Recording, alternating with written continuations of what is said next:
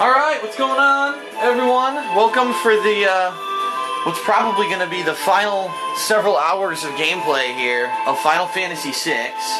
And what I would like to show you once again is I have leveled one more time. This will be the last time that I have to, by the way. And what I'm going to show you is basically once you're in the World of Ruin and you get the Falcon, okay, you now have the ability to significantly level your party, fairly easily, but you actually have to have some levels on you. Like, I wouldn't recommend doing this before you're like level 40, but I want to show everyone the best place to level in the game. It's right here, okay? Before I do this, I'm going to heal up. The best place to level in the game is right here. So if you're looking at the world map, it's right there on the map. See it? It's this forest. I'll fly in the Falcon to show you. The forest is actually shaped like a head of an animal, maybe even like a dinosaur. See that? It almost looks like a T-Rex head, like arr, you know, going to the right. And there's actually a good reason for it. This forest has creatures in it that this is the only forest in the entire game that they exist, and they're some of the toughest monsters in the entire game. But they also give you the best experience and the best magic points for your buck. So I'm going to show you what you end up fighting when you're in this forest. And I warn you, these monsters are extremely tough, okay? Let's walk around here and get a random encounter going. It's really only two different monsters, but, haha, it's a freaking dinosaur, that's right. And they're significantly damaging. And by the way, yes, you notice I'm doing retarded amounts of damage to them now because I've been leveling, you know, I did 20 levels of leveling last night. But you see, 2,200 experience points for one dinosaur, okay? And that's the T-Rex. There's also another dinosaur called the Brachiosaur that's over 3,000 experience, but he's one of the toughest monsters in the game to kill because he actually knows the most powerful spell in the game, Ultima, alright? So let me give you some, let me pause here. I'm going to give you some tips on how to fight these dinosaurs when you're not as high level as I am right now. Basically, they'll hit for anywhere from 1,000 to 1,500 damage, so if you only have like 2,000-3,000 health, it's in your best interest to be healing. These Tyrannosaurs also know a spell called Meteor, which is one of the most powerful spells in the game, unless you're highly leveled. And that'll do almost 1,600 damage to each member of your party, and it hits all of them at once. And then finally, it has this ability called Bite that does over 6,000 to 7,000 damage to one party member. It's basically an instant kill, unless you're really high level. So he's a pretty formidable foe, and the best strategy here is to try to overwhelm him with force. When I actually started fighting him and my guys were like level 42, 43, I was only hitting him for about 1,000 to 1,500 damage a hit. And so I usually had Celeste use the Atma weapon, Sabin with his Genji glove hitting twice. Edgar, rather than go with the chainsaw, which might go for the instant kill, it doesn't actually work on these enemies because they're too high level. I have Edgar use the drill for massive damage, and it's guaranteed damage. And then Setzer as well. Here I have the Genji glove equipped, so he hits twice. And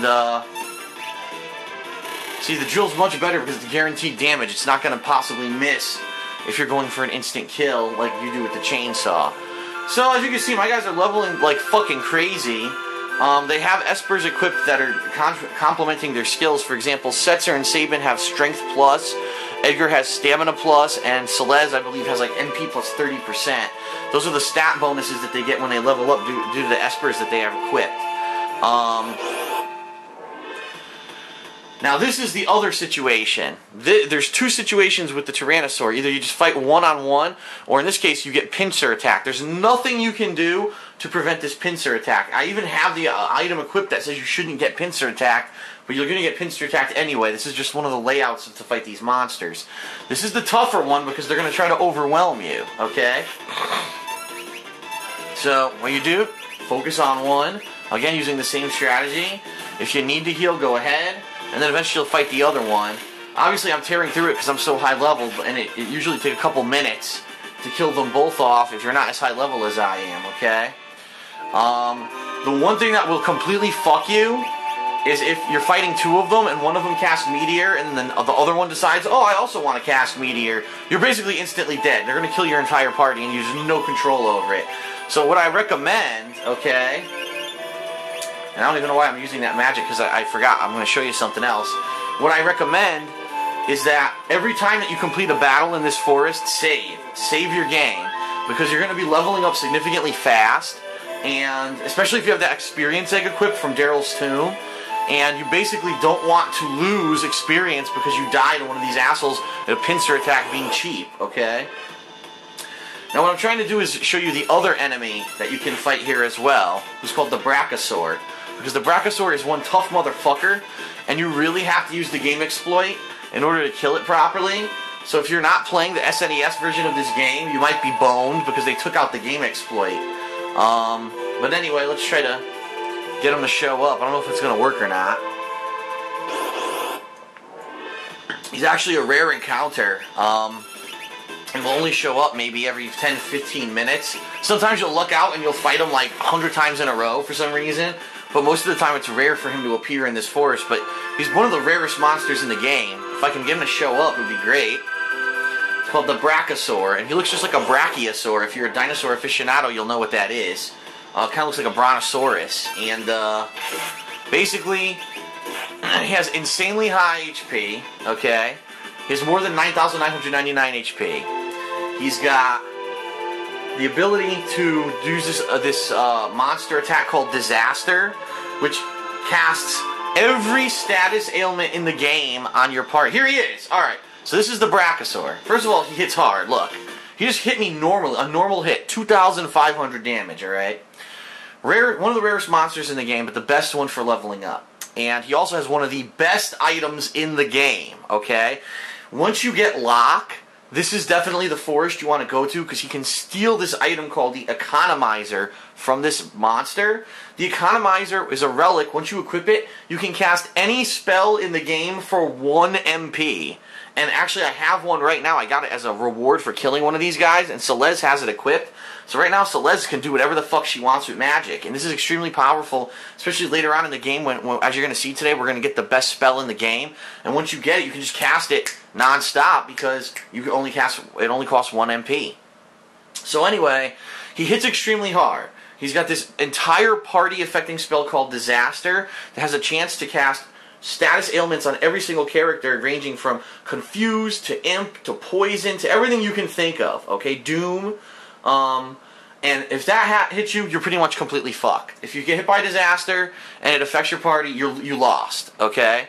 So my recommendation is, again, save between every fight in this forest. Now what I'm going to do, I'm not even going to fight him, because he has so much HP, it takes 100 years to kill him. So I'm going to use the game exploit, have one character who's going to cast Vanish on him, and then I'm going to have Celeste cast Doom on him. Okay? And that's it, he's done. The other thing is, if you take too long to fight him, he will cast Ultima. And Ultima is the best spell in the game. It hits your entire party and it will kill everyone. So, you can't take a long time to kill him. You actually have to try to use that game exploit to kill him. So you see, I'm casting Cure 2. It's only taking 1 MP each cast. She actually has the Economizer, which is what he drops. Now the reason that I said you want to come back here once you have Locke is because if you fight those guys with Locke, you can actually steal the Economizer off of them, which is absolutely fucking ridiculous that you can do that. And so you'll end up with enough Economizers to give one to every character in the game, and then everyone can just cast whatever fucking spells they want, alright? So that's getting you up to speed on what I did last night. By the way, this house here is Gao's dad's house, which, if you go to talk to him now, you'll actually have a mini cutscene where you realize that is Gao's dad. But you can actually sleep in his fucking bed for free here. So if you're fighting those dinosaurs and you need to heal, you just come right over here and sleep in the bed. Alright? Now, I did actually mention in the last part about Doomgaze as well, the flying monster that attacks you while you're flying in the airship. I want to let you know, I did fight him once. I did actually run into him once, and I kicked his ass. He actually beat my ass, too. He did some pretty decent damage. And, but I was able to actually beat him the first time, okay? And so then I send him packing, and he's going to come back eventually. As we're flying around here, you see, I might even run into him. So, there you go. There's the South Figaro. Bullshit. Here's Daryl's tomb. There's Figaro Castle.